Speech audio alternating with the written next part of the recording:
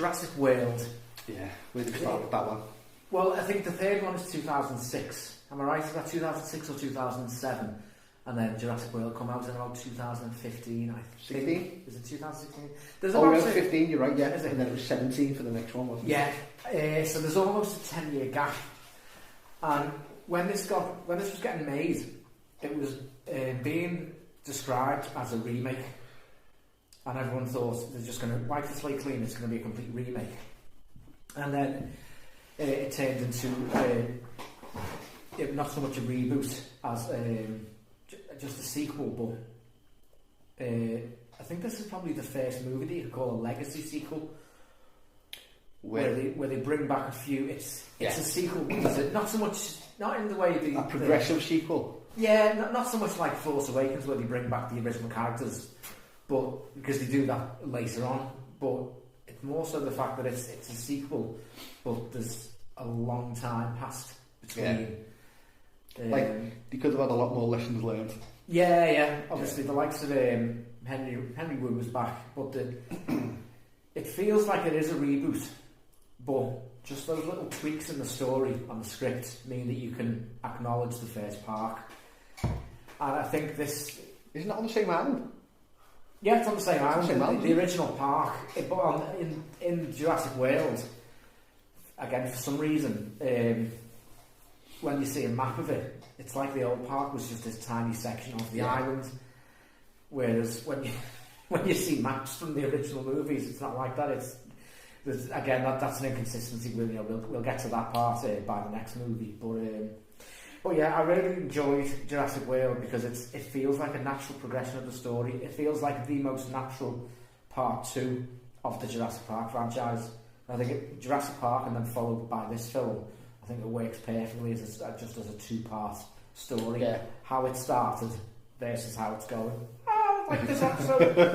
But do you get what I mean? Yes. We finally get to see what the park looks like open and with actual customers in there. With customers, with all the dinosaurs, all the pens full. And was it the grand opening? Was it the grand opening? Or was that been open for a while? It'd been open for a while because Claire is already talking about the fact that they need a new attraction. They need a new dinosaur like the Indominus Rex, because people, they, like you say, they want bigger, scarier, bigger things, and that's it. More teeth. Yeah, something like that. That's what that Musrani says. That's a woo, doesn't he?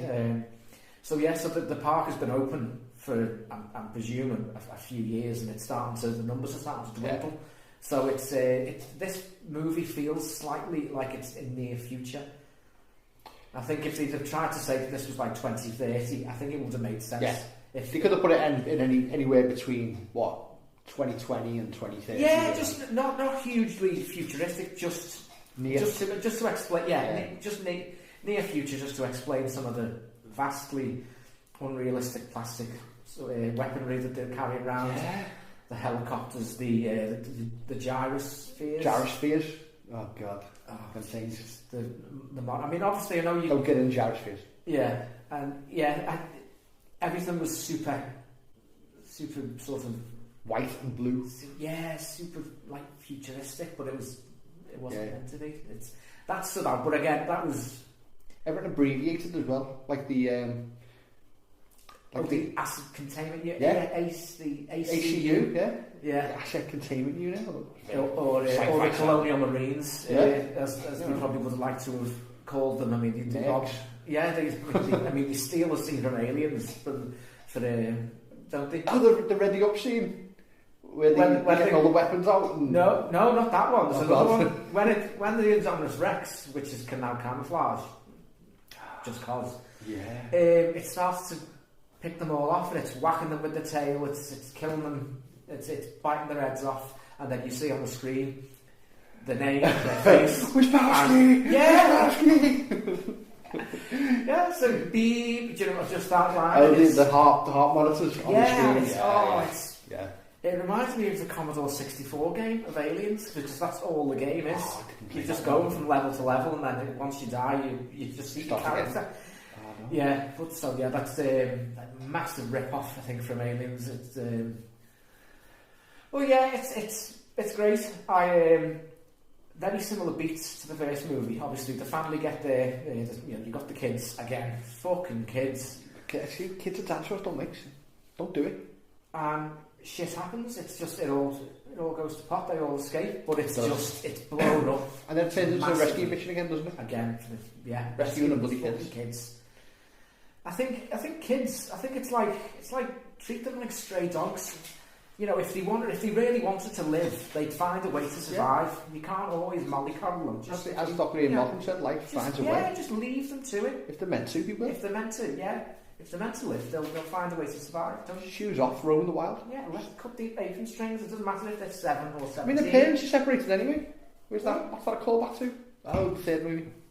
Again, and I think in the first movie, Lexi and Tim's parents are separated as well, aren't they? Are they? Is that why they're out with... I'm sure Hammond references something about a divorce or a separation. I might be wrong, again. Dead parents, maybe car crash. That seems to be a running theme with most movies. This is the fourth movie now where we've got kids and we've got... Calamity and dinosaur chasers. Yeah, helicopter crashes. Helicopter crash, yeah.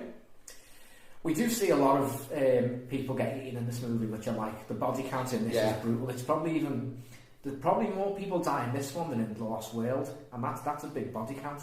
The T-Rex and the Velociraptors kill a lot of the characters in the second one. I think and not even off screen either. We see a lot of pterosaurs as well when they all escape. I don't really. Because are they flying through like we see them kill we see them kill 2 people. The pterosaurs. We see them crash through the window of a helicopter and kill that guy because he gets the beak right in his chest. Yeah, no blood for some reason. And he's dead. And then there's a guy hanging off the gun placement on the helicopter, and the pterosaur swoops in and grabs him. So there's 2 pterosaur kills. The rest of them are just picked off the street. Yeah, they're just picking people up and dropping them, and they're trying to pick up the dinosaurs. We don't actually see anyone get specifically killed by them. That lady gets picked up. That poor girl. Which one? She's Claire's assistant. She's a really posh, snooty English lady. Now, because she's English, you know that she's obviously she's going to die. They're trying to paint her as some kind of villain, even though she does nothing to deserve. If you look at the Star Wars movies, they always make all the villains in Star Wars movies English. They do. Die Hard. Well, 2 of them maybe. I don't know. He was English. We played the German, didn't he? He did. Yeah, scrap that one. But so you get picked up by the pterosaurs and then dropped into the tank with is it a plesiosaur? In the big one, the big huge Mosasaurus. A monstersaur. The big crocodile type thing. Yeah, of course. So we get plenty. You get bang for your buck. There's plenty of dinosaurs in this film. There's plenty, and we finally get to see people actually get eaten by dinosaurs. And when is it the Indominus when Owen's underneath the car covering himself in petrol, or is it see, that's a nice touch. Allosaur, maybe. Yeah, because it escapes, doesn't it? Somehow by it knows that it's on camera, and it knows to camouflage itself, and then it knows to scratch the wall. Yeah, because it knows that's going to lure the humans in. And then it can change its body temperature to appear that it's not there. Camouflage. Fucking hell! I mean, how clever is this fucking dinosaur? Again, if anyone can shine a light on the actuality of the science behind it, we'd be grateful. There's less and less science in these movies as it goes along. At this point, we are in I think we're in almost video game territory. Yeah. And especially with the amount of references to the first movie. They're dropped in there. They're nice little touches. You know, we see the jeeps. You know, the gas-powered original ones. Jeeps. The red and brown ones. Is that when the kid finds the original night vision goggles? Which are like night vision goggles. We see little snippets of the old park. Yeah.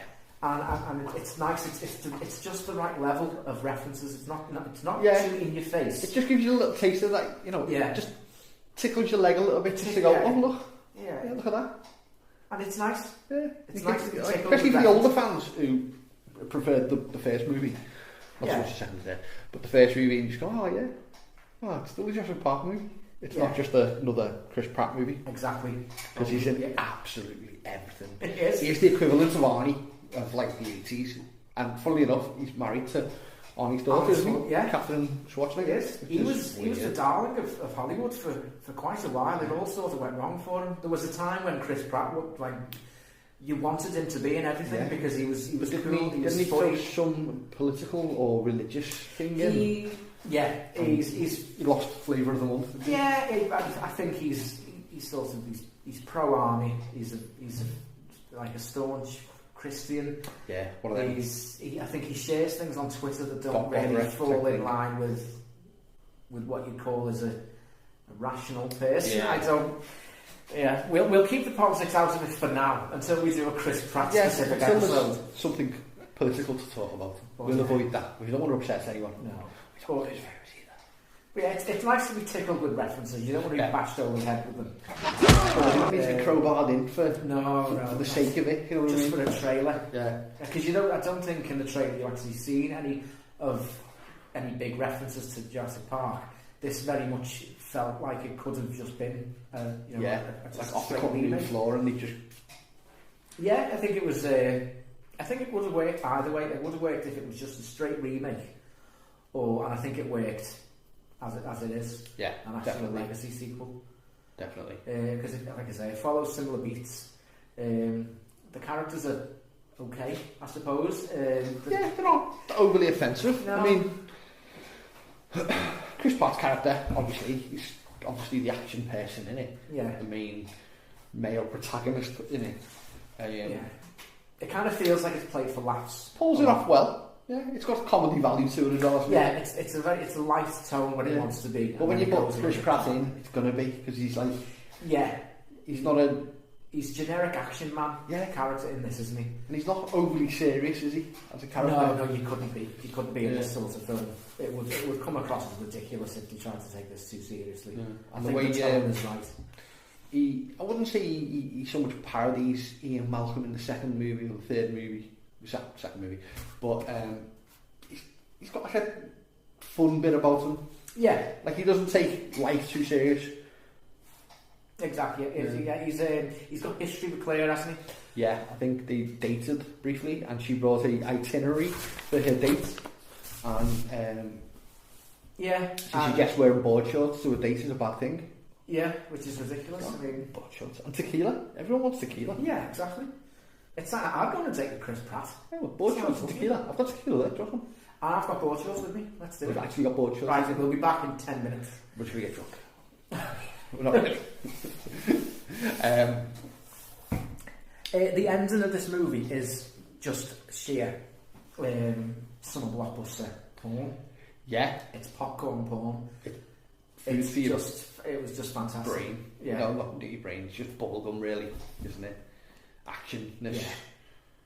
Yeah. I mean, it takes a while to get there, but once you're there, I mean, we get through the weaponized velociraptors. Yeah. That's Chris Pratt on a motorbike running with velociraptors. Yeah, I mean that's kind of almost becomes a Marvel movie. You'd see something that stupid and that dumb in a Marvel film, and you wouldn't think anything of it. It would just be cool. Yeah. And you wouldn't. You can turn your brain off and just appreciate the fact they tried to do something different and visually interesting. So I think that part works, but you have to turn your brain off at this point. Because we've strayed so far now from the source material, but and it doesn't even work. That plan doesn't work, does it? So it's that 20-minute segment is for nothing. I think on there it does really kind of. It just gets a lot of other characters wiped out, and the velociraptors get killed. One gets 3 of them get killed. I think they all get killed in that battle, don't they? Apart from Blue. Is there only 3 or 4? I think there's 4, isn't there? So Blue survives. I think there's 4. Blue survives, yes, okay. Because in the end, fighting with the... So I suppose that makes sense. That scene had to be there because we needed the Velociraptors to have a pitched battle with... Was it T-Rex or the Indominus? Oh no, I think the Indominus. I think the Indominus kills one of the raptors, and then the other 2 are killed within explosions by the ACU soldiers. I'm not sure. They have to run to the pen, don't they? And then you see Claire doing the iconic flare scene with. Oh yeah, that's when the Indominus is literally it's on a rampage, and It knows where they are. They're hiding in one of the shops, aren't they? Yeah. In one of the many, many, many shops that we see Just in this movie. The lights on? I don't know. It could be Dunkin' Donuts. It could be Pandora. Oh. It could be the Apple shop. I don't know. There's a lot of product placement. Definitely this is like watching a Ben Stiller movie. That's how much fucking product placement is in this film. You might as well just go Coca-Cola. Enjoy it. Yeah. Ribena. Yeah. So yeah, that's Claire gets the big because Gets the scene. as the kid says, need more teeth because yeah. because that child has Hollywood autism. He knows how many teeth each dinosaur has because Hollywood don't understand Hollywood autism. It's completely wrong. It's ridiculous. It's so offensive and misleading and just narrow-minded the whole and vulgar. autistic. I know, it's vulgar, but they use it as a plot just to tie up these little it's like threads. they have to and it's just so feed unnecessary. these little things in just to make people, what's the word I'm looking for? Feel something for the character. Yeah. You know what I mean? As opposed to just story arc. make it story arc or a character basis. Yeah. No, it's a way to shoehorn he's autistic, so you go, I've got 2 functioning autistic kids, by the way, and they don't need any sympathy. But also, they know how many teeth the Indominus Rex has. Yeah. By complete coincidence. My kid knows how many Jaffa cakes he's eaten in a day. Have you got Jaffa cakes? I don't think so. He's ate them all. Sorry. Anyway. So they need more teeth, and she knows where to go. Yeah. The T-Rex is in a paddock. And this next scene, this is going to sound horrible, it's like a tampon advert. When she's running away in the high heels with the T-Rex behind her, I can just imagine the Whoa Body Fall song. Whoa Body Fall. I'm so going to have to edit that in. You're going to have to. But no, she... it's a great scene, it just in slow motion. I mean, it's one of those scenes in the movie that stands out because it just kind of sums up. It's amazing as well how white her outfit stays throughout that movie. Oh god, yeah. Her shoes stay clean. Running through mud. Yeah. Did she jump off a cliff into a lake? So, yeah. She does alright for herself, considering she's just a corporate shill that that doesn't even give a shit about her own nephews. But she certainly comes into she went on a date with O'Grady and he's with us already, so maybe that prepared her for that. Possibly. And as we find out in the next movie, he can build log cabins from scratch. With his bare hands. We'll get to that bit. But yeah, the T-Rex getting let out again with the flare. Yeah. The little callback, not too much, but it's a nice callback. And then just as the scene opens up and she throws it mirrors the Jeff Goldblum because he's dressed all in black. Ah, yeah. She's just all in white. I don't know what point that makes, but anyway, carry on. Yeah. It's like an angel and devil, maybe. Or someone who can act and someone who can't act. If that's too much like a subtle insert, do you reckon we fucked into that too much? Maybe. Possibly. This thing, I'm sure we can save it. It's fine. We'll come out of it. Well, yeah, the scene where she comes out and she just launches the flare and then the camera pans across and the T-Rex just sees the Indominus and they just go for each other. And it's great. It's not too visually noisy like a Transformer movie. You can understand what's going on. You know what dinosaurs, which one. Yeah, it doesn't overstimulate it, does it? Yeah, you know where they are. You know, geographically as well. There's not too much going on. Your brain can just about sort of process. It's not too dark that you're going to miss all of the scene. It's quite vibrant. Yeah. You can always see what's going on. Yeah. Which is important. So this could have easily turned into something like Transformers, where everything's just collapsing. You've got all these different creatures and dinosaurs. And Shane Buff. Yeah, just a massive sort of teeth and collapsing buildings. It could have been guts and metal. Yeah, it could have gone down that route. So thankfully, they had a bit of restraint. Which again, it's not really a word that you use very much when you're describing these movies. I think they set a bar, don't they, for their own level of restraint, considering it's a fictitious dinosaur movie. You know, you can't really. There's things on the History Channel that aren't as realistic as Jurassic Park. Yeah. You know, so. And these Dinosaur Adventures. Try that one next. Cadillacs and Dinosaurs. Oh. Carnosaur. We need to talk about Dino Carnosaur trucks. at the end of the show. Carnosaur? We need to talk about Carnosaur when we go into further reading. Oh, yeah. And suggested links. Yeah. Don't worry, we've got you covered for all your dinosaur needs. So, how does this film end? It's the Mosasaur. It's the team up, don't they? Sorry, the Velociraptor and the Mosasaur team up and kill the Indominus Rex, because that's what dinosaurs do now. Yeah, I mean, they look at each other. They form a bond with each other, don't they? Yeah, the way they look at they look at each other. It's the food chain command. Yeah, it's just fucking terrible. It's stupid, really. I mean, the Mosasaurus was probably the biggest dinosaur in the water of its time. Yeah, and it was probably hundreds and hundreds of years between that and the T-Rex, because they probably weren't at the same area in the same period. Well, yeah, exactly. I mean, there's probably a lot of flaws in that as well. Well, most of the dinosaurs in Jurassic Park are from the Cretaceous period, but it doesn't quite roll off the tongue. The Jurassic era. There are not many dinosaurs come from the Jurassic Netflix era. series, Jurassic Park Camp Cretaceous, of course. You know, which would have made more sense for number 2, maybe. But anyway, yeah.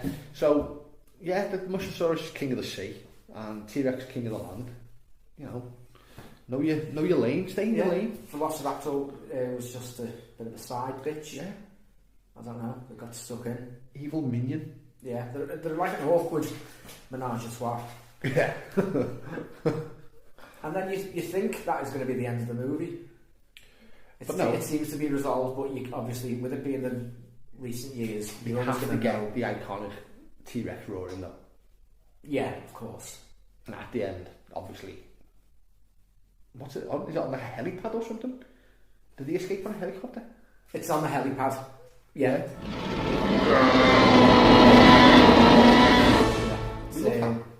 You know, you're in a Jurassic Park movie when you're in the road. Yeah, you always knew you were going to get more. Yeah. I didn't automatically assume it was going to be a trilogy. I just assumed that with it could have. To be fair, it could have ended there. It didn't need to do the other thing. It was wrapped up in a nice sort of neat bow. Yeah. It certainly wasn't left open-ended, but you just kind of knew that they were going to do something else with it. Definitely. And then cue Jurassic World Fallen Kingdom. And it's a bit more dystopian. A bit more of a dystopian vibe on the island.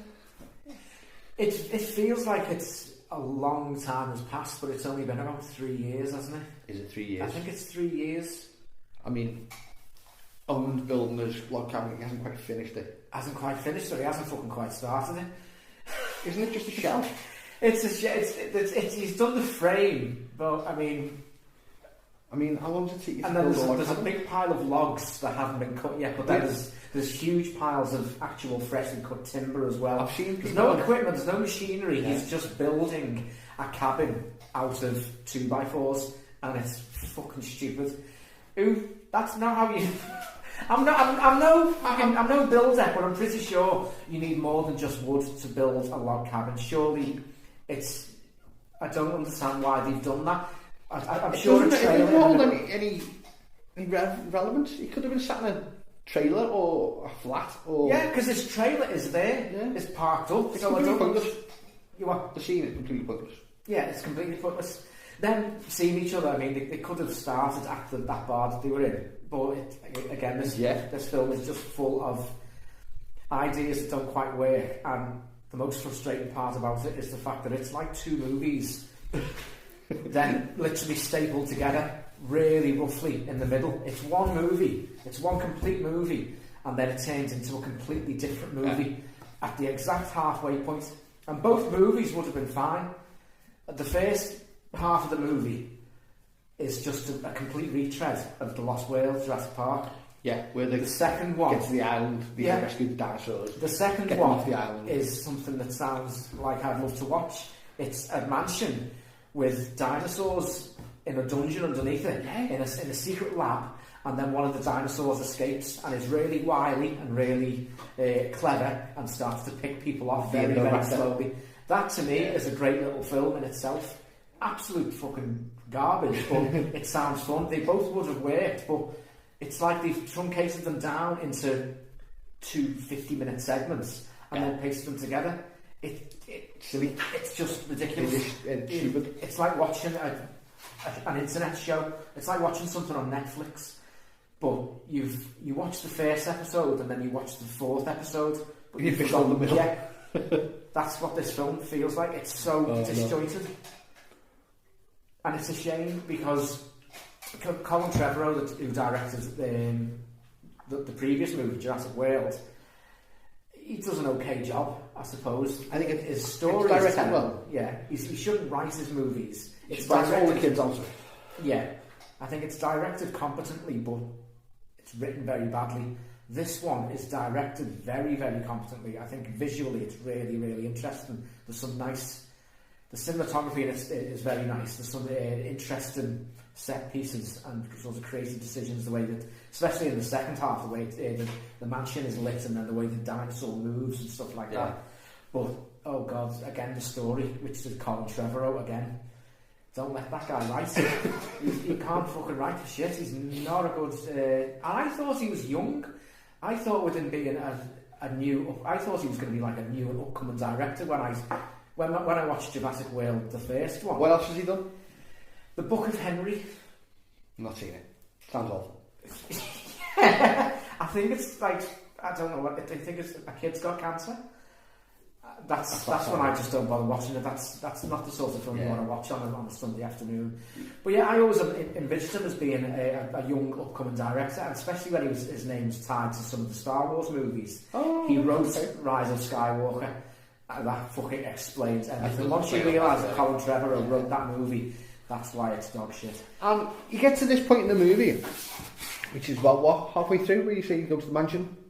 Yeah. You think, you're done with the kid element needing to be bloody rescued again. And then there's another kid. Maisie. Rescued. Again. Who turns out to be... A clone. A clone of her mum. Because, because the mum dies in a car crash, but then we later find out that no, she's never. And then we find out that no, she's not a clone. It's fucking ping-ponging from different things, all in between each film, all these different things. And this is one of the main issues with this movie, that element of the kid in the mansion.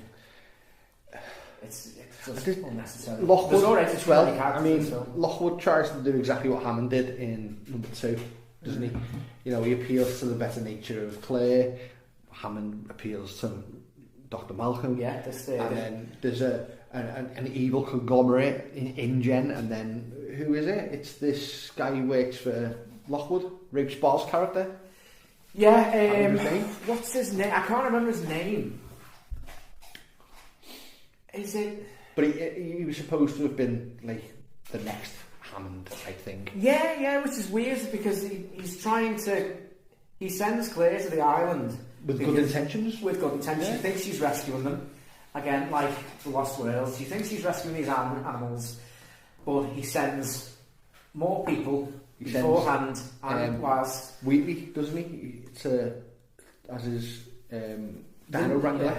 Yeah, the new hunter guy. The new guy with the gun, basically. The new Muldoon. The new Trembo. Yeah. Muldoon 0.3. Muldoon 0.3, yeah. That works. And they get there, but it turns out it's just for Blue. He just wants the Velociraptor because Blue is the most intelligent creature on the planet after a human. The DNA, doesn't he? He needs the DNA to make Indoraptor. Yeah. Which is absolutely terrifying, isn't it? Oh, it's horrible. It's black with that gold flash down the side. It's a great design. Yeah. More teeth. More scary. Yeah.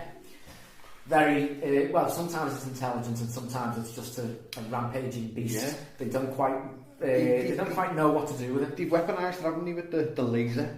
Yeah. But even when they're not using that, it goes from being a really clever predator that can open doors and sneak up on people, to being just this rampaging And they use the elements of the T-Rex in this one, don't they? At this stage, because they don't use the T-Rex to save the day. They use Blue, don't they?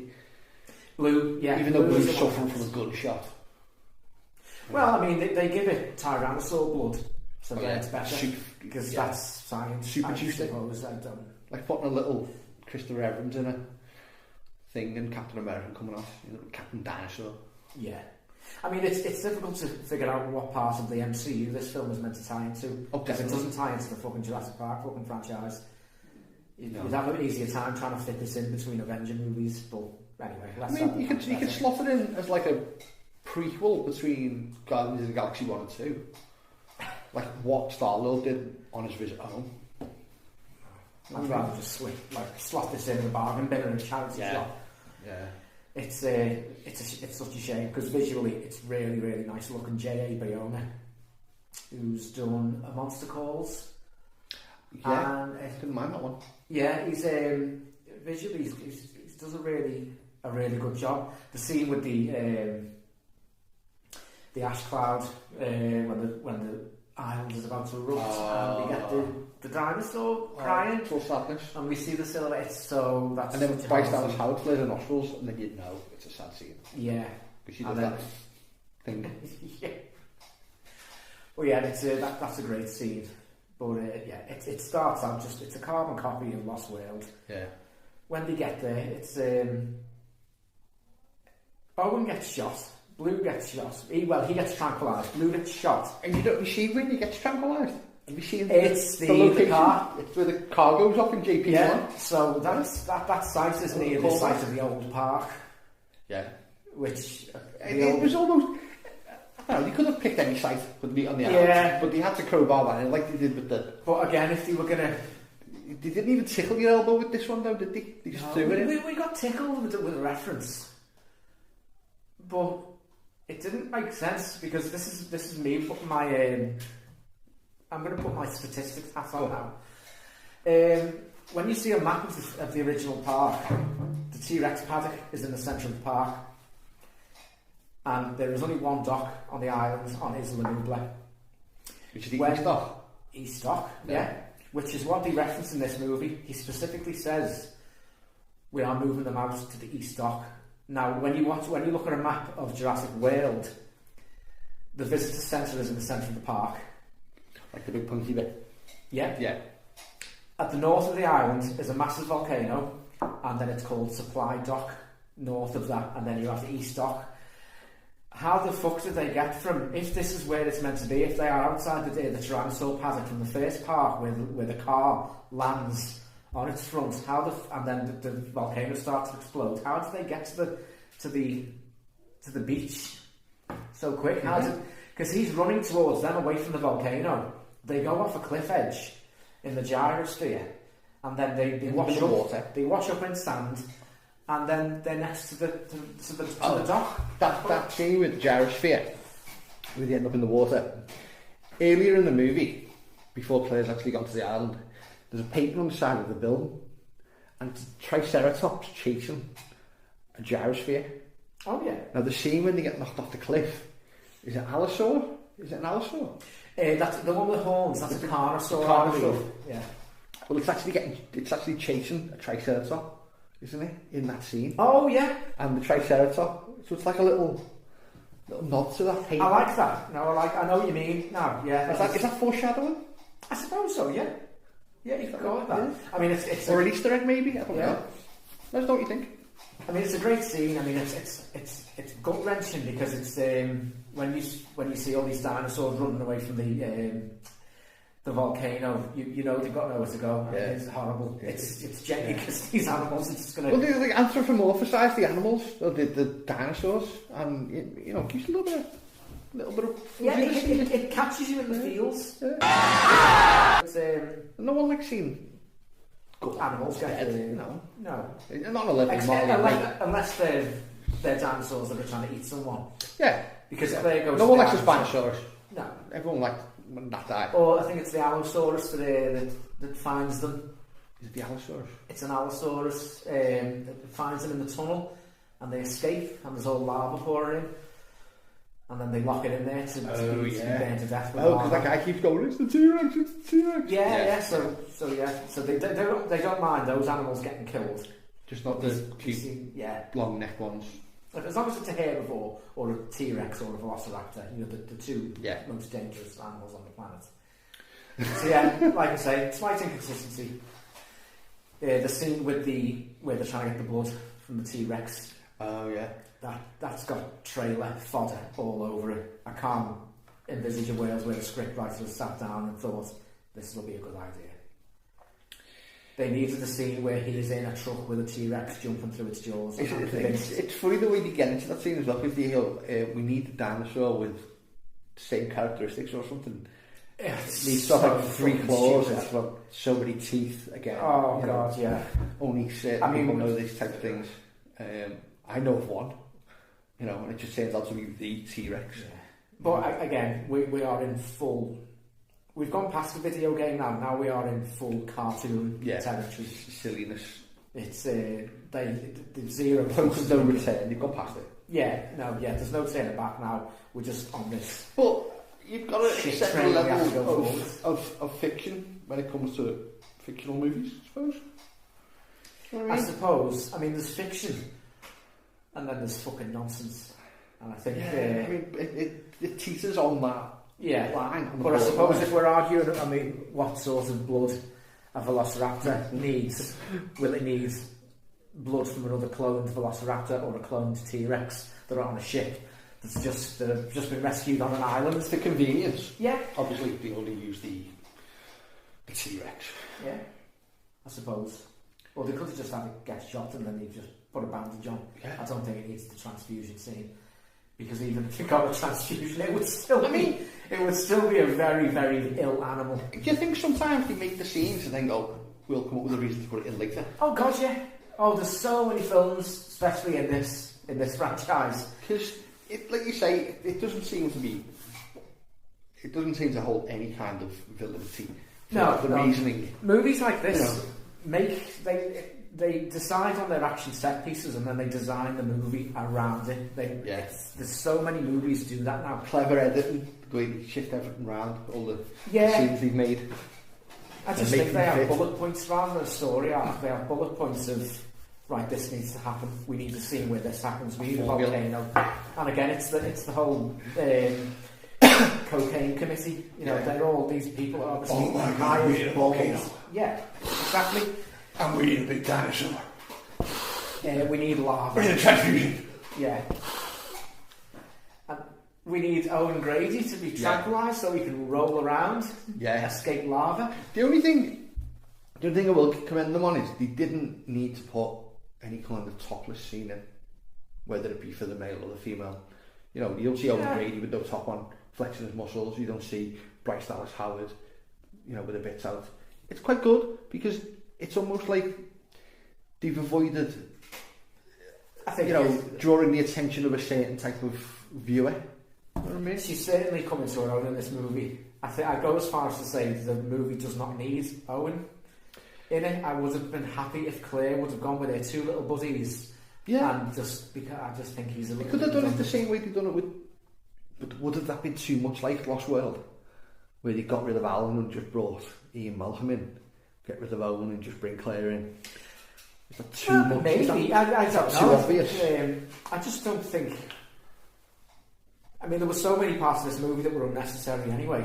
He didn't need a scene where he was like rolling away from lava. I understand him either being knocked out or tranquilised, so he's separated from the group. But he finds them again anyway. So there's no purpose to him being tranquilised because he. Once the volcano starts to erupt, because apparently dormant volcanoes erupt now. I thought dormant volcanoes were dormant for thousands of years. They stay speaking of the movies, don't they? I'm no geography expert. A dormant volcano is now classed as an active one. But again, that just seems like they forced it in for the peril element. Yeah, why the fuck? If they knew there was a chance this dormant volcano would erupt, didn't know need, They didn't have like pre-tremors and stuff. Why would you build a park I know. on top of an active volcano? Stupid. But maybe they were forward thinking. Maybe they just maybe they realised that they wanted to kill Chris Pratt and thought if this erupts, the lava might kill him. It won't kill dinosaurs because when lava lands on dinosaurs, they just shake it off. Yeah. That's the thing that happens now, and that's established in the movie. That lava falls on one of the dinosaurs and it just sort of shakes it off. Yeah, I think it will. Is it a Stegosaurus or something? Shakes it. No, it's the Allosaurus underground when Claire and her little buddy escape. It would have worked with that Chris Pratt, I reckon. Yeah, 100%. I think definitely Claire has plenty to do in this movie. And she's more of the main protagonist anyway. He's more of a... Well, the story hinges a little bit, doesn't he? Yeah. Because she knows Lockwood's assistant. His name eludes me still. She knows Lockwood. She knows Lockwood's assistant. She's got history with him. And Chris Pratt just seems to be, irrelevant for the bit where they get blue. Yeah, that's his purpose. That's what they've got him for. They get blue and they go, right, all right, Chris Pratt, off the pop. Yeah, but him getting to the island hinges on Claire convincing him. Yeah. So I suppose it starts off as a relatively tight script and then just completely loosens. Yeah, when they literally run out of things for any of the characters to do, when they get on that ship and then the shutter slowly closes and you see the shadow falling over them and they watch the island be incinerated by the volcano. That's when part one ends. We move on to part two of the same, which is a completely different movie. So they get the blood transfusion, and then we keep cutting back to the mansion. That's when the little girl discovers that the secret. Lockwood is not Lockwood. Iris, is it Lockwood's missus? Ray Spall's character. Oh, Ray Spall. The main bad guy. We can't think who wants to sell these dinosaurs, and he says there's 11 species at 4 million each. So what's that? Is that 44 million? 11 times 4. Yeah, you'd think that, wouldn't you? I'm presuming there's more than one of each species though, because there's... Is it like Noah's Ark? Are you trying to think 2 by 2? Well, it must be. This is when it gets very, very fucking stupid, and obviously logic goes out the window. And again, they're using English actors with really terrible English accents. People, bad guys. Ray Spall, Toby Jones. So they have this auction, and they're selling them all off. They're all going for like 6 to 8 million. It's probably the price of a young footballer. Yeah. It's not a great deal of money each, and then you see them all they're getting shipped off in these big containers. And then it's implying that the last one of the auction is the Indoraptor. Yeah. So they've sold off all these dinosaurs, not individual dinosaurs, just 11 different species. Yeah, because did they make a point that one of the guys wants 2 carnivores? Something like that. Crazy Russian oligarch or something. Yeah, it's really. What you gonna do with them? And then they reel out the Indoraptor and they explain the whole shit with the gun, which is just ridiculous. Military, Yeah, if you have to aim a gun at someone to get a dinosaur to chase them, why not just aim a normal gun at them and shoot them in the fucking face? I mean, I don't understand what the fucking... Could they do it from space? Do you use like a satellite maybe? They could, but this just looks better. It just, again, for the trailer, it looks good when Claire's got that the laser sight and the laser pointer on a roof with a big fucking dinosaur. But again, with Blue coming to save the day.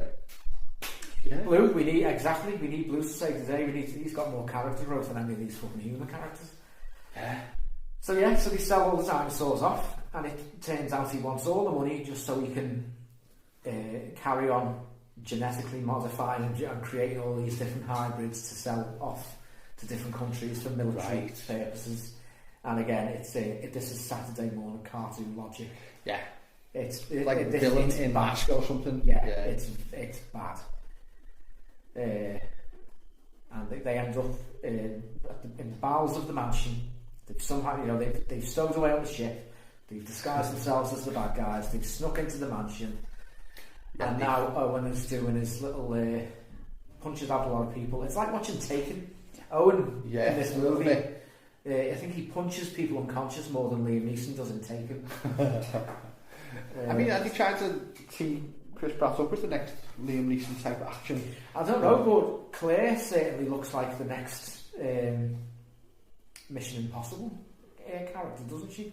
We see her first sort of... Isn't she in them? Or am I thinking of someone else? Bryce Dallas Howard, no. But she should be, because her character is now turning into some kind of...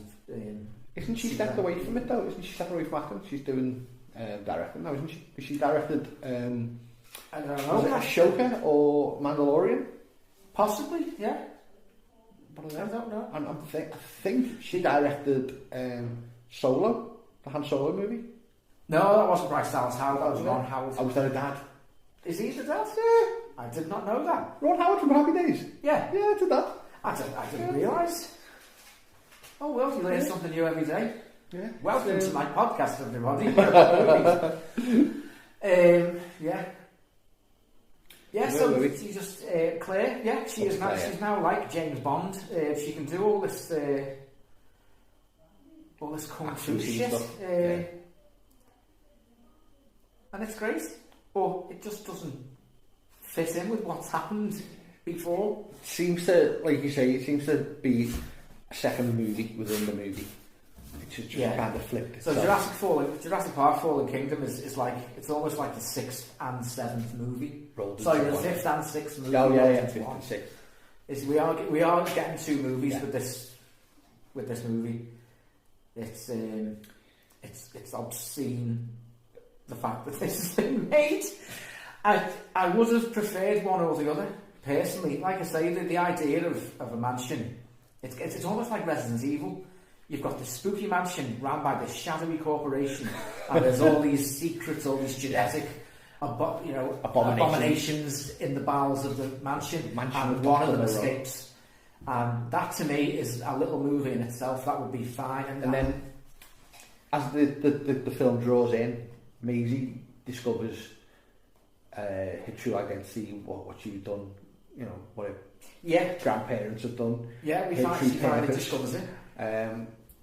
Moral influx impending. She then discovers all these cloned dinosaurs that she then has to release into the wild, into civilization.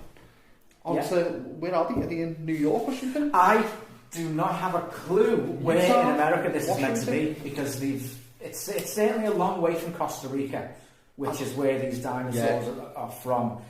They've gone by boat, they've gone by truck, they've gone by helicopter. As we see when they're leaving the dock, they're in helicopters and they're in trucks, and then all of a sudden they're just in the mansion. In a mansion. We don't even a throwaway scene of someone just saying, "We went through a lot of trouble getting these dinosaurs here safely," or something like that. Give us something. That thread has got to be tied up, surely. Border control or anything. I know, that's what I mean. Like it's customs. Stupid.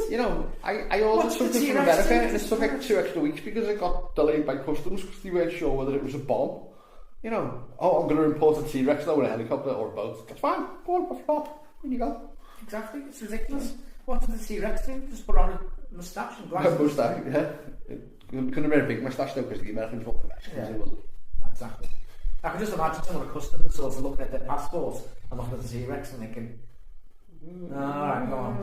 Had a haircut, have you? Yeah. Didn't recognise wearing a dress, T-Rex dress, lipstick. Yeah, don't judge. God. No transphobia. So intolerant. Or T-Rex phobia. Yeah.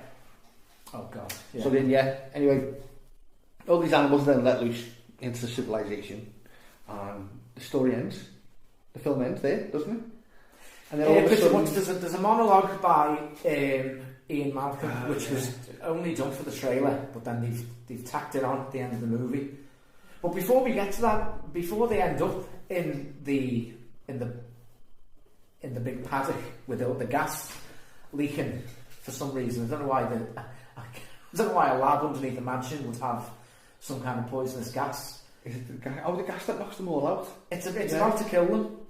But before they get there, when they're running away from the Indoraptor, like I say, it goes from a rampaging beast to a really clever predator. They kill it on the roof again because obviously that's a bad dinosaur, so they've got to kill that one.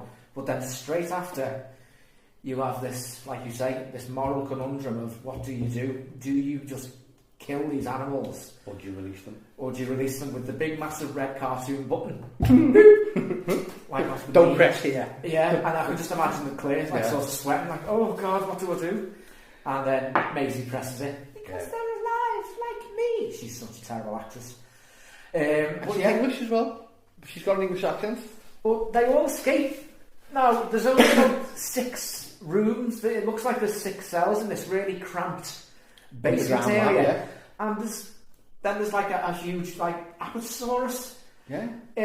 Or a and then there's a scene where there's a car on a road. And there's like pterodactyls or pterosaurs flying everywhere. There's loads of them. It's like, well, did they just fly over on their own, or did they get brought over? What? Yeah, exactly. They keep on telling us. Make it make sense. They keep on telling us that they've got 11 species saved off the island, but they must have saved about 5 or 6 of the same species. But then at the end, the montage shows us all these different shadowy corporations in helicopters and in limousines. They've all got briefcases, and they've all got all these viable embryos in the briefcases. So we know it's so in the seeds. Are they all in barbicide cams? No, that would have been. Oh, that might have been. See what you'll call that. We'll get onto that in a minute. So yeah, it sows the seed that all these corporations are going to just carry on cloning dinosaurs, breeding dinosaurs for all different purposes, whether it's medicine or military or agriculture, all these different things. And it promises that the next movie is going to be some kind of dystopian future with dinosaurs running free, or a kind of Walking Dead aspect where dinosaurs have overtaken the world and humans are struggling to survive. That's what it was teasing. It did, and that's what I really wanted more than anything. But we didn't. It was terrible. Shocking. We were led up the garden path drastically to what is probably one of the most annoying but enjoyable films of the last sort of 2 or 3 years. Yeah, but more dinosaurs. Exactly. Everyone loves dinosaurs. I love dinosaurs. That's why I loved Jurassic World Dominion. Don't get us wrong. But I also like we don't hate these. We don't hate these movies. What word am I looking for? Ridicule them, yeah. It's an honest review. We're frustrated by them. Yeah. But they're very enjoyable movies. Yeah. This one especially, but oh by God, it is flawed. This one has elements where it could have been a million times better. It could have been a million times worse than it was. Yeah. And again, it doesn't seem to know where to fit in genre-wise. Whether it's,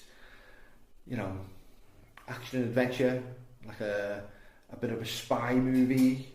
Yeah. A bit of Indiana Jones-esque. Where does it fit in? It's got different chapters in this movie, and each chapter is a different genre. It's a different storyline and a different genre, and a different tone as well. It's I thought it was going to be a really interesting movie. The opening sort of 10-15 minutes where you actually see what the world is like with all these loose dinosaurs. The montage of the fake newsreel. It's a montage of all these. When going into like the news agents and they're coming out with like a dinosaur. And we see the pterodactyls nesting on the Empire State Building. There's a wedding where someone throws up the flowers and the pterosaur swoops in. The T-Rex in the drive-in theatre, which is not in the... It's not actually in the movie, is it? It's not in the movie, it's in the... It was in the trailer, wasn't it? It was in the trailer. And it wasn't in the theatrical version. No. It's on the Blu-ray and the digital version. It's on the main version that gets released now, which is just ridiculous. That had like a Godzilla-esque type vibe to it, didn't it? Where, they're all in the drive-through, they're all quite comfortable watching this movie, and then all of a sudden, helicopter turns up and the big T-Rex running after everyone, and people are dying and jumping and falling everywhere, and it just seemed a little bit, overcooked, maybe. Yeah, I suppose. And then it wasn't even in the movie. No. Why make it? Yeah. It's like putting salad on a plate. I'm not going to eat it. Just don't put it there. Yeah. I was expecting that to be the movie, because I mean it's called Dominion for a reason. That's the way that the previous movie sets up what we see in the opening 3 minutes of this movie.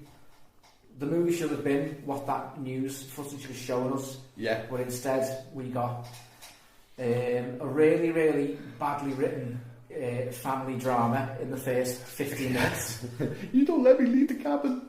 Oh god. And again, kids, dinosaurs, don't mix. Kids fucking ruin everything, stop it. And then it turns into a kidnap story. Yeah. So it turns into Taken. Yeah. Chris Pratt again. I know. Oh, God. Then it turns into a bad episode of 24, because they become his friend from the previous movie, who was terrified of his own fucking shadow. Oh, now works for the CIA. Now works for the CIA. I don't understand what the point of that was. But it shows you. It's good that they cut them two characters off, though. Cut them two characters out. His friend from Jurassic World, the one who plays Bishop in X-Men. Oh, yeah. He works for them. We see the two console operators from Jurassic World. You know the funny guy with the moustache who plays Nick in New Gale? I can't think what his name is. Oh. Those two characters, the two sort of nerdy people. He was in Breaking Bad as well, wasn't he? Was he? Yeah, I've never plays, watched it. I think his name's Ty Mitchell, is it? Or Mitchell something? I couldn't tell you. Anyway. We can check what his name is. But anyway, the two funny characters from Jurassic World are now. We see a page on the CIA folder, and the other Wrangler who pops up shortly, and then they somehow get to Malta again. Indiana Jones logic. I'm surprised we didn't see the airplane. That place where they go in, where they go all the black market dinosaurs. So it's like a fucking cantina bar from Star Wars. Yeah, it's weird, like what looks like aliens or zombies or something. Yeah, in there. I mean, don't get me wrong, it looks great. It's a nice little location, but it's not really utilised that well, and it's over in a flash. And then you've got Chris Pratt on a motorbike again through the streets of Malta. Yeah, like by this time they're oviraptors. Oh, oviraptors. Oviraptors, yeah, they're not quite velociraptors, but they're controlled by that woman in white who does the kung fu with the laser pointer. So is it a Mission Impossible film again now? Well, yeah, because that woman is in it, and then she's not anymore. Because that's what happens in movies now. Yeah, I mean, you put a character in and then just dump it. Yeah, I mean, why not? It's. I don't see why they couldn't have made her character the same character as the pilot. You know, wouldn't it have made more sense to have the pilot as a bad guy? As well? Well, she gets into the island, that's all she's there for. She's got a plane, so we need her in it. And because she cracks wise and she flies a plane and she smashes it. Doesn't no one have military background? Only in the Navy. He's in the Navy, so surely. I mean, but once they're on Malta, they need to get to there's no way for them to get off Malta.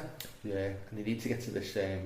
The film just needs these characters to keep going on these pointless. Yeah, it's like dominoes, isn't it? Yeah. Like each character knocks another character into another one. Yeah, and it's almost as if the script writer doesn't know how to write a script. And again, it's another money crazy person. Again, Dodgson on another island. Yeah. Who is now working for. Yeah. Oh, we've also got Ian Malcolm working for him, hasn't he? He is. He's pretending to work for them. Obviously, there's a scene where these giant locusts are threatening the world, aren't they? These giant locusts. Yeah, because that's what Ellie Sadler has to find them, and then she has to obviously bring Alan back into it because for what purpose, really? He's a fossil. He's an archaeologist, isn't he? Yeah, he's still a paleontologist. Oh, paleontologist. Sorry. She just wants help to get to. She just needs to get there to prove that these locusts are made by biosyn. Yeah. And she needs a spunky sidekick. And then obviously the chemistry elements. Yeah, she turns up and she's in mid-divorce, isn't she? From what was his name? Couldn't tell you. Anyway, yeah, she's mid-divorce, and so obviously there's going to be some chemistry between her and Alan, which you'll see at the end comes to fruition. Yeah, it took a while. It was a bit like Mulder and Scully. They never actually got together through the whole series, and then near the very end, There's that like one kiss, and it's like, spoiler alert. About fucking time. Just do it. Yeah, I remember that. Yeah. You know what I mean? Yeah, so we get what we've wanted to see for a while, which is giant locusts in a film about dinosaurs. So it feels like I'm done then. I'm happy. It feels like the dinosaurs are like a byproduct of the movie at this point with the locusts, because the dinosaurs aren't threatening the Earth. No, it's the locusts. The locusts. The dinosaurs in this crop movie rotations and stuff called Jurassic World Dominion. The dinosaurs in it have no purpose being there. They have no dominion. No, the locusts have got Dominion. Yeah, Locust World Dominion. And the rich guy in the polo wreck has the Dominion. The rich guy, yeah. The weird, non-existent helicopters have the Dominion. See that tech? The helicopter with the weird... That's not a real vehicle, surely. Probably that's especially for that set. I mean, the set itself, that's a James Bond set. The evil villain island. That's the weird James Bond villain from The Simpsons. But remember him? The guy, the guy with the patch. No, he's there. With the island that opens up. Yeah. That is straight out of a parody of James Bond. Secret layers and underground monorails and it's like formula for every villain it's ever. the 1960s James fucking Bond film. All and it starts as a Jurassic Park thing. Car that goes underwater. Oh god, that's all we need. Yeah. That's all we needed when the plane crashed and the characters survived. That's all we needed. We needed Owen to get out in a scuba gear and a harpoon gun. That was perfect. Bryce Dallas Howard's come out the water in like what was her name? In the bikini. Susan Boyle? Wasn't Susan Boyle? Jill Dando? Oh, what was her name? Michael Phelps? Michael J. Fox. Is it Michael J. Fox? Michael J. Fox swim? Comes out in a bikini, yeah. Michael J. Fox comes out in a bikini. Of course. Anyway, we digress. He shook the water off himself. Yeah. Quite easily. To interject, before we go there, we need to talk about the logic of the scene of how they get onto the plane. It's Malta. Oh yeah. As far as I'm concerned, I always thought Malta was just a small island, but it can't be that fucking small because two people's paths can't cross that coincidentally that much. Yeah.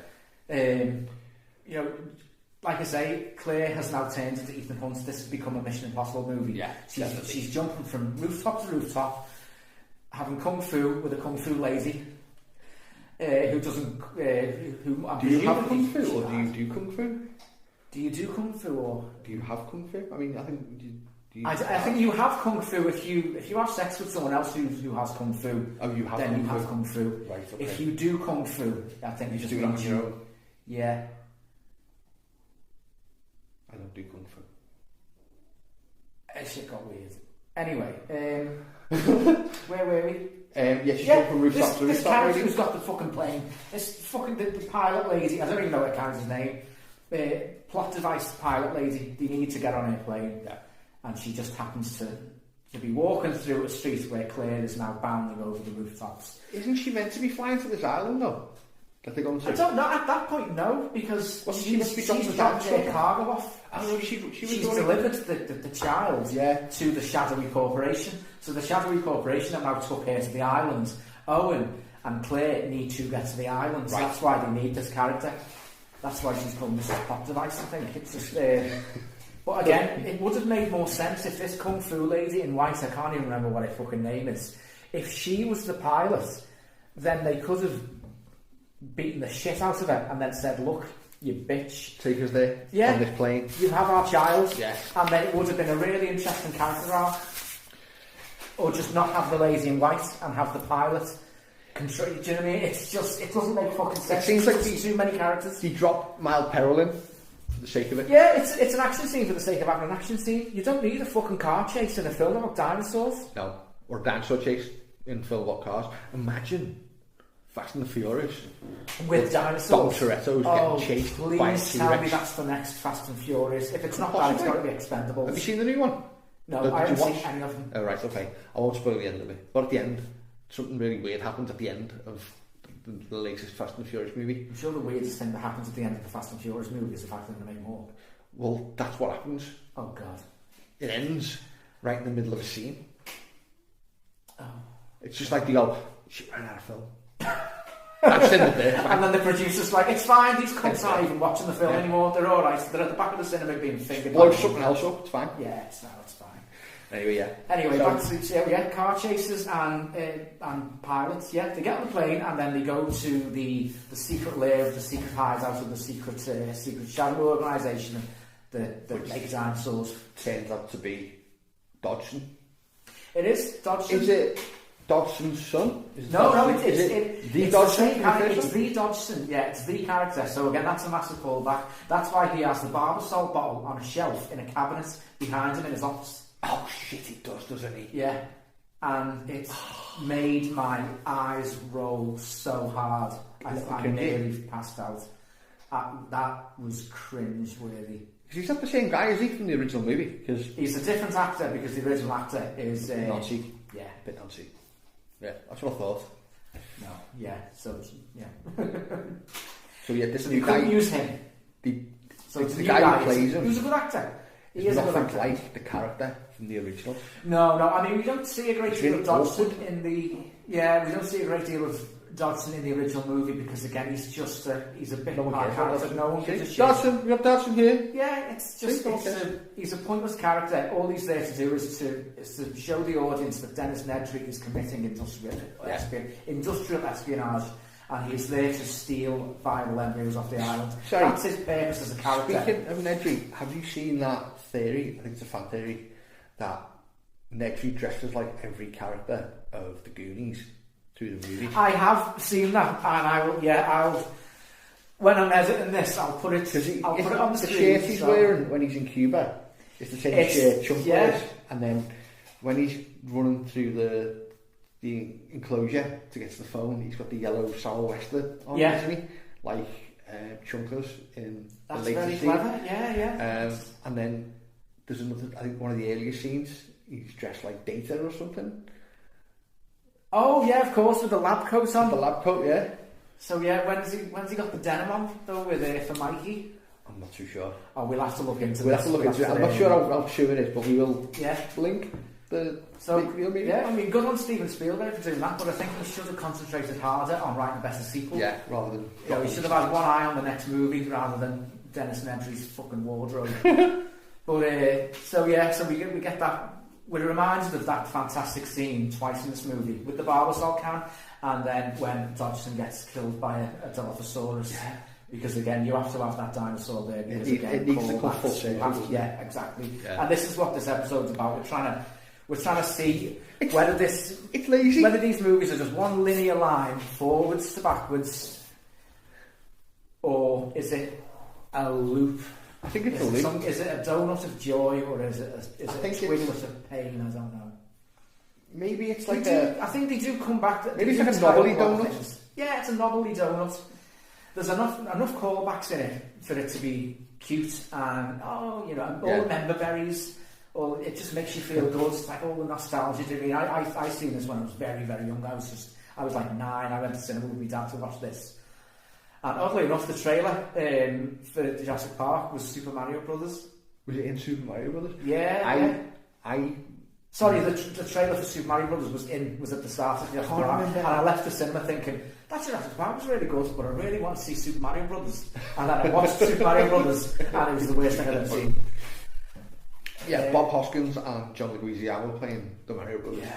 I don't know whether it was worse of Chris Pratt playing. I know. Mario Brothers. Full circle, a loop. Yeah, that's a loop. See, yeah. Terrible. This film does try to pull it back from the likes of Jurassic Park 3 and the end of Lost World: Fallen Kingdom. I think it does try its best to sort of bring it back down to earth, introduce these older characters and just try to conclude things, but it does so in a way that makes it even more stupid than the previous 3 movies, possibly. I can see what they're trying to do, but there's a lot of repeated scenes in it again. Yeah. Obviously, when Malcolm, Alan, and Ellie escaping the mine. Yeah. Being chased by them weird. They're called Dimetrodons. Dimetrodons, there you go, live something over there. And I don't know why they were there. I don't know why you put Dimetrodons in an abandoned mine underneath your facility. I don't know why. Why would you make them in the first place? To purposely... Yeah, I mean, I don't know why they were there. If they were in that facility, they should have been... I mean, that's meant to be a sanctuary, isn't it? They are all three in that enclosure in the middle of the mountains that's surrounded by snowy peaks and stuff. But is it in like Serbia or something? No, it's Italian. It's in the... is it Switzerland? No, it's in Italy. And what mountain range it is? Is it the Pyrenees or something like that? They do tell us it's either the Pyrenees or the Andes. I don't know. I'll find out. I'll put it on the screen. Yeah, we'll put a map up for you. We'll pinpoint where it is. This is where the film is We'll set. we'll tag it. Yeah, and then we'll dub it. We'll overdub it. The film is set in Dolomites. In an Italian accent. Dolomites. But again, repeated scenes, but a little nod to Camp Cretaceous, where they end up meeting up with the new and old cast. Is the treetop, is the tree sanctuary that they go to in Camp Cretaceous. Interesting. So it's a little connection there. I like that. I need to finish Camp Cretaceous because that'll make sense. I quite enjoyed it. It was, stupid. But again, kids and dinosaurs. And this is where all the characters are now there. There's 8, 10 of them. I don't know. Maybe. Oh, and missing is the 2 kids from the first Jurassic World. And Timmy and Lexi couldn't... Timmy and Lexi were a bit older because they were growing up in... Yeah, but I mean... Saying that, how big is the gap between 1 and 2? Because Timmy and Lexi were in the 30s. Jurassic Park was 93. Jurassic Park The Lost World was 97. 4 years. Yeah, I mean, probably same age as us. Yeah. I think in the movie, Lexi is 13, Timmy is either 9 or 10. I think they were similar ages to me and my sister when I was a kid. I haven't seen either of them in anything since. No, neither have I, sadly. The Ariana Richardson, who plays Lexi, she's in Tremors. She was in Tremors 2 years before, and that's one of my favourite movies of all time. We'll get onto them. When we do an 80s classic, when we do a camp horror, camp sci-fi B-movie horror, I do like them. And then you've obviously got Chris's as well. And we need to do, talking about Super Mario Brothers, we need to do a live action video game episode, I think. A live action video with Resident Evil, Super Mario Brothers, Detective Pikachu. Whatever. It's there's options. But it's we were digressing again. Yeah, sorry, tangent. So this movie's almost over now. All the characters are now they're all together. All met, yeah. It is just as cringy as it sounds. It's not. They didn't really handle it very well at all. It's like a get to see advert. The iconic trio. You do. Back together. Again, Ian Malcolm is now just sort of morphed into some kind of. It's Jeff Goldblum doing an impression of a previous character. Yeah. Which I find quite jarring. I just can't get it. Have you noticed in that movie as well that every location is headed on the screen? I didn't know. Every location they go to. I didn't notice that. And Utah, has that not been Malta. Again, that's another. That's a trope of these sort of Mission Impossible, sort of Fast and Furious movies. It's these global adventures. That's it. Every global location is. So they need to tell you. They need to let us all know that this movie's it's a global thing. Locations, that's just overuse of it. This could have all been done in Colorado, and it wouldn't have made a shred of difference. There's another thing I want to bring up. All the scenes where anyone's chasing dinosaurs, where they're wrangling them. I think there's a scene where Owen's on horseback chasing. And he somehow manages to wrangle a fucking Parasaurolophus with a piece of rope and a tree trunk. Yeah. And that would there's no one else around. There's no one else around. It's like open land. Yeah. It's lazy CGI work because I thought they were meant to be all over the world, and he's just wrangling them in deserted areas. It just doesn't live up. It's just not consistent. But they know where to find him steal this dinosaur off him because they're worth millions on the black market for like Chinese medicine and stuff like that. I wonder how did that go down well when this film was shown in China? So they will have cut that scene out. Probably would have, yeah. Any scenes with gay people or black people, it doesn't go down well in China. So scenes like that get edited out for the Chinese market because they just don't accept it. That is what even though they're meant to be technologically advanced, they're very morally behind. Yeah, but America make a lot of money from selling movies to China, so you can't have too many of the gays in the movie or too many people of ethnic. Is there any gays in diversity? The movie? No, I don't think there's a single gay person in any of these movies. So that's not. That's one box that's not ticked. They don't even make a nod to any of it, do they? No. They avoided the political stance anyway, haven't they? Yeah. The pilot in this movie, I'm sure she has a throwaway line about something. Being lesbian, maybe. Maybe, I'm sure I don't know whether she makes a pass at Claire or references the fact that she doesn't find men attractive. Doesn't care what they are. I'm not sure. I'd have to sit down and watch it again. Is it relevant? I can't bear it. It's not relevant, no. It's. But I'm just trying to find some form of diversity in these movies, and there's not a great deal. It's a dinosaurs and very diverse. Before we talk about the very end battle, can we just have a quick discussion about aviation? Go on. Now I'm no aviation expert, but I'm going to hazard a guess and say that cargo planes do not have ejector seats. I would have thought not. I would have thought mainly fighter planes or single engine. I would have thought only fighter planes would have ejector seats. Something with a small cabin which doesn't involve multiple windows. It doesn't seem. It seemed more like a cargo plane would have parachutes. Maybe parachutes. More than one or two. Yeah. Especially on a cargo plane. If a cockpit will fit in 2 to 4 people, it stands to reason there will be 2 to 4 parachutes. Yeah. But an ejector, again, it's the writers, Colin Trevorrow. He's had a line and then just thought they need to get off this plane. There can be an ejector seat. Claire can eject, and then Owen and the pilot, I can't even remember their fucking name. They can land, but they can crash, but then they can survive. That scene. Yeah. When you see it, you don't see it crash. You see the aftermath of the crash. You see the plane, no space in the ice, half submerged. Again, I'm and then sure. They get off, and then they fall through the ice. And they're fine, yeah. But the ice is thick enough to not have the plane go right the way through it. Yeah. It stops it. It stops it from sinking because it's that thick. But then when they walk on it, they have to. They fall through, but then get straight out. And then they get chased by that the weird killer ostrich. Yeah, thing. Completely unnecessary. Badly written. Do you think that's a little nod to the chubby kid in Jurassic Park 1 when he's talking to Alan and he says, just sounds like a giant turkey? Maybe. That's a good point. Giant turkey with a 6-inch blade will gut you.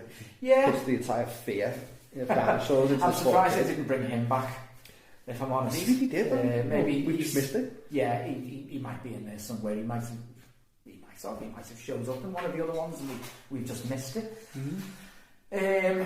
But yeah, that's the last thing I can think of with that movie. It's that scene with the ejector seat and just the whole way they get to that location. If you look at the film linearly in a straight line. Linearly, yeah. It starts with dinosaurs roaming the earth. Going into them getting wrangled, getting sold on the black market or put into safety. Brachiosaurus getting saved because it's got lost, lives in the woodyard in wherever it is, Montana. And then the main story part starts with the locusts, trying to find a way to get rid of these locusts. Gets forgotten about a bit, and then reverts back to Maisie being the salvation again. Yeah. Her DNA. So it's gone from Dino DNA to Maisie's DNA. Saving the locusts and saving the world. Somehow, if one locust has got her DNA, it can. Everything in between the scenes with the locusts didn't really need to be there. No. Because the whole film is completely pointless. The dinosaurs are pointless. The actors are pointless. It's two films mashed together. Even more so than the previous movie. At least It's the previous parts movie, 7, 8 and 9 rolled into one. At least the previous movie had two different movie ideas and then tacked them together one after the other. This movie has literally had two completely separate storylines and they've just mashed them together and none of it works. And you know what the worst part is? Nothing changes in the end. Nothing changes. No, of course. It's worse than Indiana Jones. Because Maisie still ends up living with Owen and Claire. Yeah. She's still a grumpy teenager. There's still dinosaurs roaming the earth. You know, people are still selling over. The only thing that happens is they fix the locust problem. But I'm sure... Which came from... Henry Wu.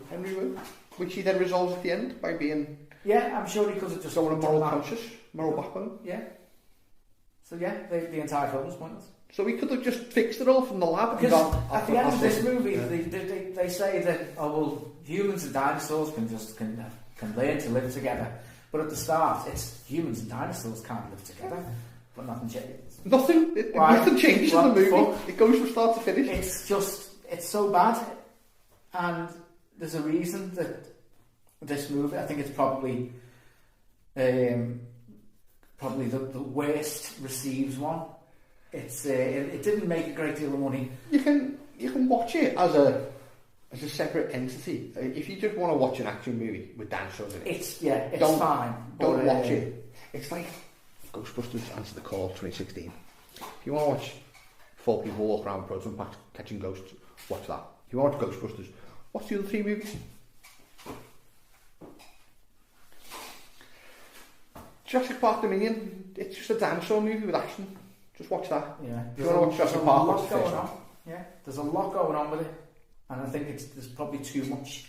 Because the end of this movie goes on, the last act is on for about 45 minutes, and it's just you get a carbon copy of the first movie with the way Ellie and Claire are going to find some kind of electrical outlet or something. They're trying to find a switch to turn on to do the thing. They've got to get a MacGuffin to do the thing. Is this to do with the helicopter? Something to do with that. So they can escape? They have to find a thing they turn it on, so they go off together. And then Owen and Grant and Ian are doing something else.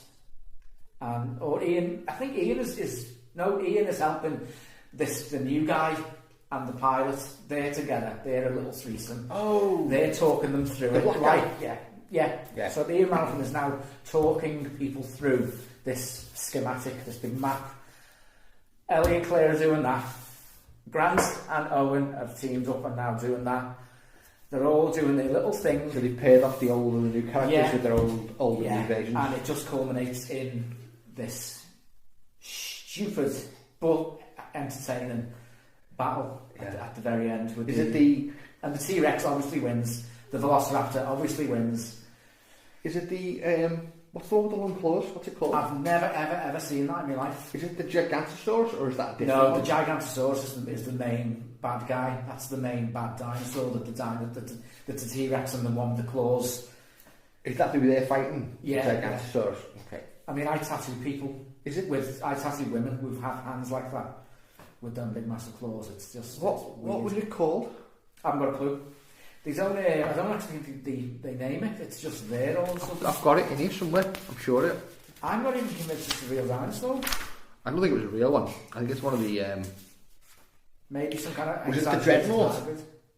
No, the Dreadnought is the one with the big massive tail. Is that the one that protects the island?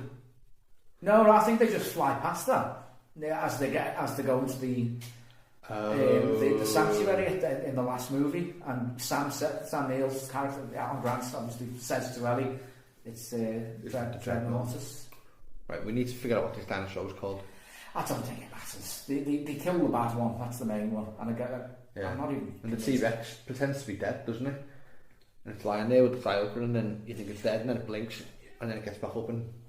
That's what the Indoraptor does in the previous movie, when it's in a cage with Ted Levine, with Buffalo Bill himself. Oh yeah, Buff. It's trying to put the lotion on its skin. And then it winks and smiles at the camera and then gets up and bites his arm off. Oh wow. And then kills it off camera. Put the fucking lotion in the basket! That was another thing that annoyed me. I think, the Fallen Kingdom, it could have been a horror movie. Just a full-blown horror movie. Yeah, like a dinosaur. Give us a horror movie with dinosaurs, I would love that. And that's why you need to watch Carnosaur. Carnosaur, is that is it? Garbage. But it's 90 minutes of joy. But Laura Dern's mum is in it. Really? Diane Ladd is in Carnosaur, and it came out the same year as Jurassic Park. Oh wow. Is Sure there any like parody? Like scene parody? To me, I think no, not parody. No, because it's not a spoof. It's a full blown B movie. It doesn't take itself seriously, but it's an actual film. It's not a comedy.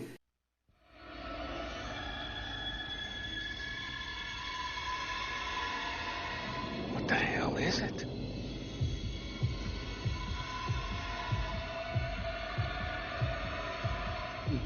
Looks like some kind of lizard.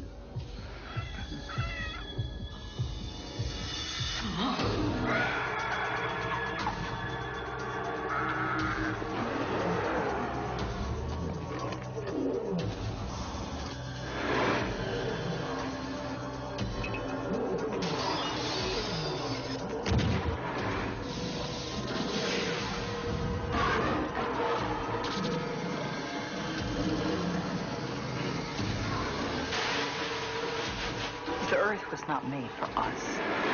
She was made for the dinosaurs. The Earth was scaled to their dimensions. Human beings are ants crawling through their living rooms.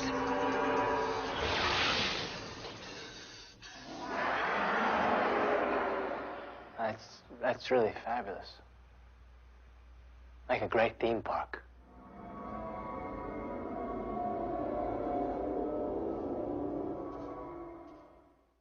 Sort of shows you what, InGen. Yeah. Dodgson's when Dodgson was trying to steal the viral embryos with the help of Nedry. This, it very much seems to me like the company in Carnosaur that make the dinosaurs. Is what happened? It's like the company that Dodgson came from, and they're so inept that that's why they need to steal the embryos from Nedry. It sounds fantastic. I'll have to watch it. It's and on have YouTube. To review it. We can post a link, but yeah, it's on YouTube. Carnosaur. Jennifer Jennifer Runyon is in it as well. Really? Who's in Ghostbusters? She plays Jennifer. She does play Jennifer. Yeah. And the guy from Independence Day that says, "I'm sorry, sir, we're just running out of missiles." He's the main guy in it. So it's Ron Howard's brother, Clint Howard, is in it. It's full of the goofy looking guy. He's in every movie Ron Howard's ever made. It's nepotism at its absolute worst. Wow. Because he's not a terribly good actor and he's not a terribly good looking person. No. He looks like a goblin. He does, doesn't he? That's horrible. I shouldn't have said that. He's in a couple of Adam Sandler movies as well. He's in every fucking film you've ever... He's like a white Samuel L. Jackson. Is he the new Steve Buscemi? Oh, God. No one could be Steve Buscemi. Steve Buscemi's in like 10,000 movies or something, isn't he? Something silly like that. His skin looks baggier than Willem Dafoe's, but they're both good actors. I like Willem Dafoe. Tangent, right? Anyway, So apparently, back to the Dominion. So what have we learned from all these movies? There's a basic formula, isn't there? Yeah, it doesn't matter. Yeah, there's a basic formula. All 6 movies seems to be 1 for 1. So JP1, Jurassic World 1, same type of movie. Lost World is Fallen Kingdom, same type of movie. Lots of parallels, yeah. Lots of parallels.